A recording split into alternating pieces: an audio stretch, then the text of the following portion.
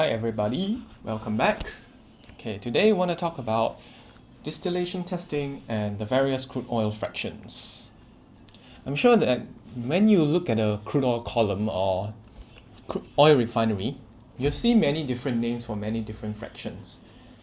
You'll see names like gas oil, gasoline, naphtha, kerosene, diesel, jet fuel. Are you confused? Will you be confused by such names? Because many different names are used perhaps for the same fraction. You even have things like light gas oil, heavy gas oil, vacuum gas oil. So what exactly are all these things? Now today we want to find out about that, and how do we differentiate all these products or fractions in a very standardized manner. So for standardized differentiation,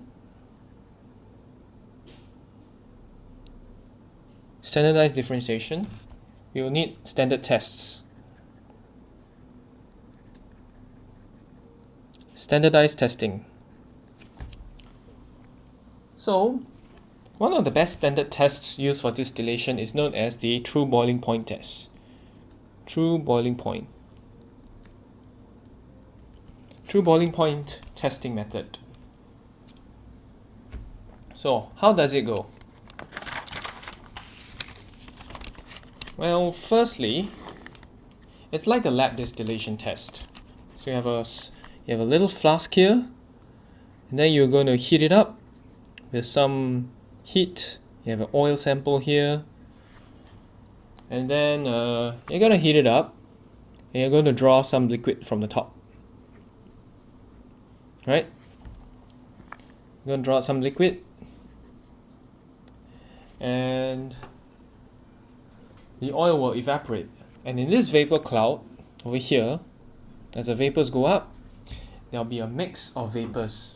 And of course, the lower boiling point substances will evaporate first, and the higher boiling point substances will not evaporate as quickly. So this is a basic schematic for a test, or kind of a basic concept for the test. So what goes up first are usually the gases like butane and stuff from LPG and methane and stuff like that. Yeah. However, some of the naphtha also evaporates, and some of the diesels and petrols and kerosenes, they also evaporate along, because even though the temperature here may not reach the boiling point of those substances yet, they can still evaporate, much like how water can evaporate. Water can evaporate below 100 degrees C. So that's why you feel cooler on a hot day, even though it's like not 100 degrees, because the water evaporates. So likewise, the other hydrocarbons like the diesel mixtures and petrol mixtures or kerosenes, some of them will evaporate upwards. But of course, most of the stuff in the vapor cloud is going to be more of the more volatile stuff. So what you're going to have is a mixture of mostly light stuff, lighter or lower boiling point stuff here, and some of the heavier stuff like the diesels. So what do you want to do if you want to get rid of this heavier stuff? Well, the solution is to actually partially condense some of these vapors on the way out. So if you condense vapors here, I mean the heavier components will actually condense back into the column. So what some people do, or what is usually done, is that instead of a tube here, you have a column and one batch of oil. This is known as batch distillation. One batch of oil. You can either have some kind of packings here,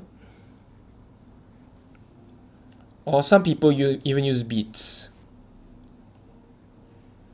Beads, packings, stuff like that. And why is that the case?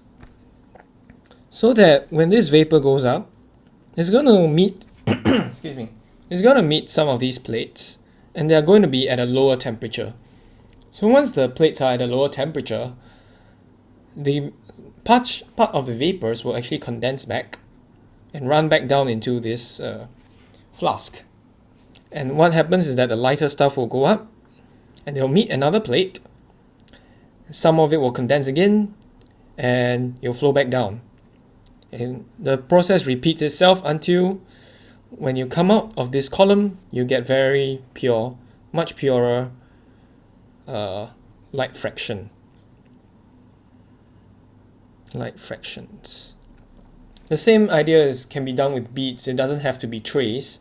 There can be beads, so they'll meet this bead, and then some of it will condense back down, and you'll meet it when the vapor goes up. You'll meet these beads, and some of it will go back down. So, what will happen after a while? You'll have a much purer collection of liquids, of the light stuff. Let's say you have butane first, and then I can swap it out. I can take the butane out, butane and lighter. Sorry about the handwriting. Yeah, butane and lighter, I can take it out. I can put a next beaker, and I can collect my light naphtha cut. However, there's going to be a problem. After a while, these plates will start heating up, and they're not going to be as good in condensing vapors coming out from the flask, from the heated flask here.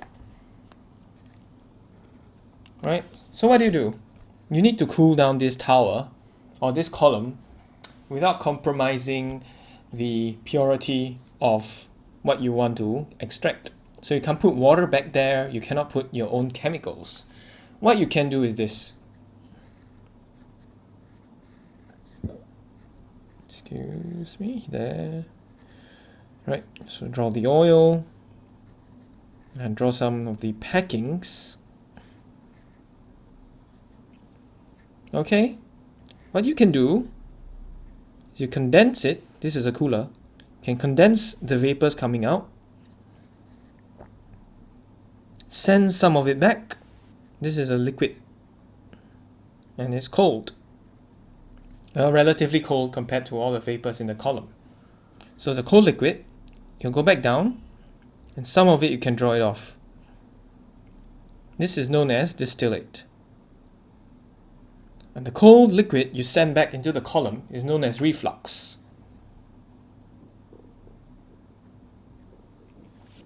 I just put one big R over here, and this is D. So if we have a vapor flow rate here, we have a set amount of vapor coming out, then some of it will be sent back as reflux, some of it will be sent out as distillate. You collect this off and put it in your beaker. So what's the ratio of R by D is known as reflux ratio. So you can imagine if you send a lot of reflux back into the column and you have lots of trays, the product that you're going to collect out, the distillate, is going to be very pure. So some people suggest you have more than 100 plates and a reflux ratio of like 100. Right? You have 100. 100 reflux ratio of 100. So you're sending back a lot of condensed vapor back into the column to cool the vapors down and condense it so that the very light stuff will be collected. And so how do you know where to stop where to switch your beakers from. Let's say you're collecting gasoline here in your distillate, and then you want to switch to kerosene or something like that. So what is your strict measuring factor or something like that? We have to use temperature, right? Temperature is a determining factor.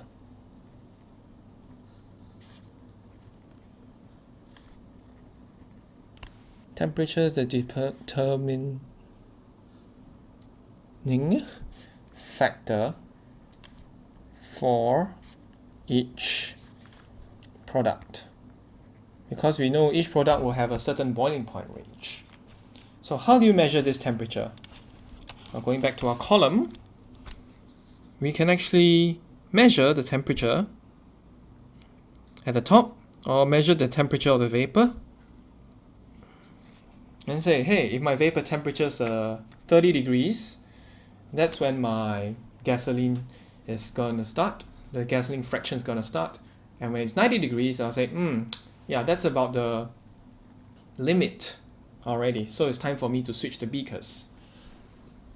So if I have a boiling point range of 30 to 90 degrees C,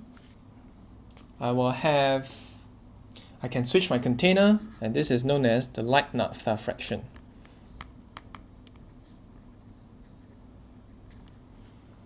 And next, my second beaker can be switched out at 90 degrees. I can start collecting up till 200. Because as more and more of the volatile stuff heats up, the average temperature you need to condense the vapors becomes higher. Is it? No. The average temperature that you need to condense the heavier vapors becomes a lot higher, yes. So at 180 degrees, if you have a very high boiling point component, at below 180, it'll start to condense. So the temperature you need to maintain this vapor flow becomes a lot higher. So over time, as your distillation continues, to have a vapor keep going up here, the temperature must increase to maintain this vapor flow. If not, everything will just condense back into this flask. So as your distillation continues, you can start collecting heavy naphtha.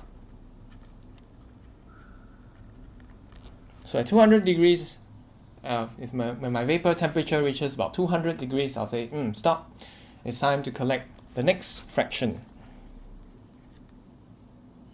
200 to about 270. Kerosene.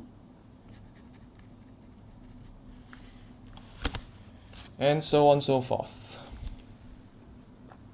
So you will have stuff like light gas oil, heavy gas oil, and etc. So these temperatures are known as cut points. So yeah, these are your upper and lower limits of your boiling points for each of these products. So let's take a look at a typical table of the cut points you can find online. So you see you have light straight run naphtha. This is butanes and lighter. This is C4. And you have heavy naphtha, kerosene, light gas oil, heavy gas oil, light vacuum gas oil, heavy vacuum gas oil, and vacuum residue. Now just to remind you, this actually comes out in the atmospheric tower bottoms.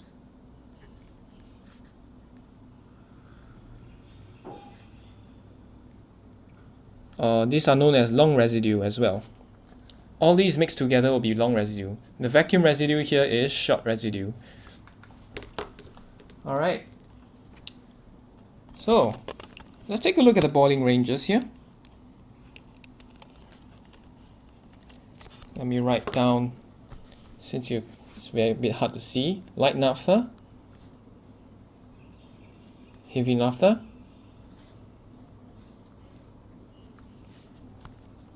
and this is kerosene, light gas oil, I'll just use a short form, heavy gas oil, light vacuum gas oil, heavy vacuum gas oil, and short residue or vacuum residue. So they may have many names for this. Some people will call it gasoline here. Light straight run gasoline. Light straight run gasoline. Some people will say is what? Kerosene needs to be up to 300 degrees. Like Jet A1. You need about 300 degrees, the boiling point range. Or some people say gas oils or diesels, they need to be from 200 to 350. You can see the temperatures are not exactly that. There'll be some variations in between. And if you really want that range of diesel from 200 to 350, you can like mix and match some of the kerosene, some of the light gas oil, heavy gas oil. You can mix and match them back to this. Right, this is known as blending, just for your info. And yeah, this is from Penn State University. The link I'm showing in the description below. And let's take a look at the ExxonMobil assays. Right? How do they name these assays? Butane and lighter. This IBP here is initial boiling point. This is an ExxonMobil assay, yeah. This is light naphtha, again, C5 to 165. C5 is pentane. So they use the boiling point of pentane as a reference here, so that's why they have C5. Then you have heavy naphtha, you have kerosene, you have diesel. Oh, yeah. You have diesel here, but why don't they just be consistent and use gas oil? I mean, back in this one, they'll name it like light gas oil, heavy gas oil, light vacuum gas oil, heavy vacuum gas oil. And here they just call the whole fraction diesel. Now, there are several reasons, but I mean, each company has its own preferences. Each customer will say, I just want diesel, or I want the whole cut of the diesel. But that can be a mix of light and heavy gas oils. But you can see the differentiating factor, of course, is the boiling point again. So that is standardized. The ExxonMobil one was 480 to 650 Fahrenheit. So this is 480 will be somewhere here until 680. So they're talking about just a little bit of the kerosene, some of the light gas oils, some of the heavy gas oils. And again, we look at the vacuum gas oil fractions. And these are about having boiling points of about 800 to 1050. Now you can see here is like 650 to 1000. So equivalently, you'll have some of the heavy gas oil, some of the light vacuum gas oil, some of the heavy vacuum gas oil in this fraction. So if you are confused by these, always go for the boiling points, just so it's consistent. And you can look at the vacuum residue as well. That's the last part. Some people have say like more than 1050. Some people say 1000. So Exxon is going to say 1000. Yeah, 1000 degrees Fahrenheit. So you can see two things here. Different people have different ways of naming their fractions, and different people have even the fractions themselves, even if they are on the same name. Let's say you have vacuum residue here. This one says 1050. This one says 1000 Fahrenheit plus, more than 1000 Fahrenheit. So even you can see, even when you talk about the same fraction, the boiling point ranges are different. So it can be confusing, but what you can know is that even if the boiling point ranges are slightly off, they can be about 100 Fahrenheit off, 20 degrees off. I mean, you're still talking about the same fraction, so don't get too confused. What we really need to focus on is this boiling point range. This is a common language. When you say 30 degrees, it only means 30 degrees, not 35, 36, nothing like that. Alright. Now we are done with the various fractions in our assay. Over here, we can also look at the true boiling point test. So the other way of looking at true boiling point test is that you go by volumes. You see, this is initial boiling point. This EP here stands for endpoint of the final boiling point, or the point where your distillation is going to start. So you see 5% volume, 10% volume, 20, 30, 40, blah, blah, blah, till 95. Alright, and this is the temperature in Fahrenheit. So when you see an assay like this, so you have 142 Fahrenheit at 5%. What does it mean? We can look back at our column here. So let's say I have 100 ml here. I collected 5 ml of distillate. Then my temperature is going to be a certain temperature. So in this case, when 100 ml of this crude oil, Basra heavy, the temperature inside our distillation column at the top, the temperature of the vapor is going to be 142.5. So you see, as the distillation continues, let's say at 295, it's already reached more than 1,370 Fahrenheit. And the end point is about 1,500. So now, like at 50%, the temperature will be about 730 Fahrenheit. But this is how the distillation testing is done. Alright, so hopefully this helps you to read the assays a little better when you look at the assay of a crude oil. Now, of course, when you talk about the various fractions, you can assay them too. You see here, the start point is at 60.8, 5% at 67.8. This is for naphtha. So naphtha will have a boiling point range from like 60 to about 160.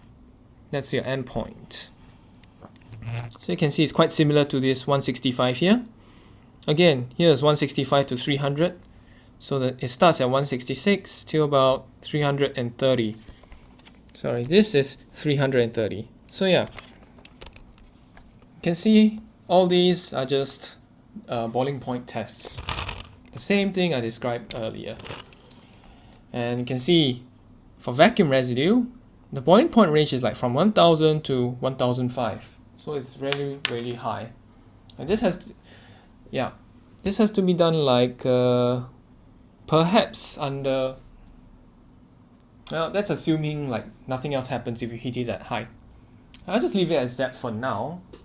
But yeah, I just hope you guys know how to read your essays a little better and you're not too confused when you see so many numbers. Okay, now for homework.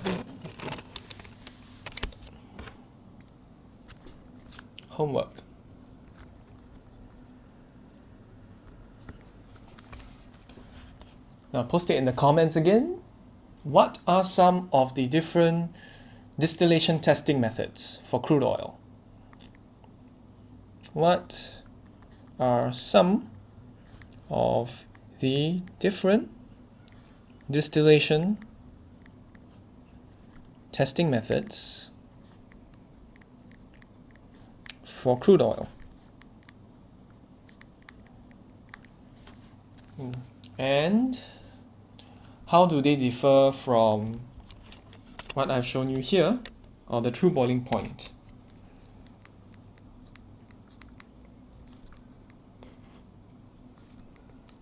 From true boiling point distillation. And my last question to you is, why? Why must they be different? Or why does industry want them to be different?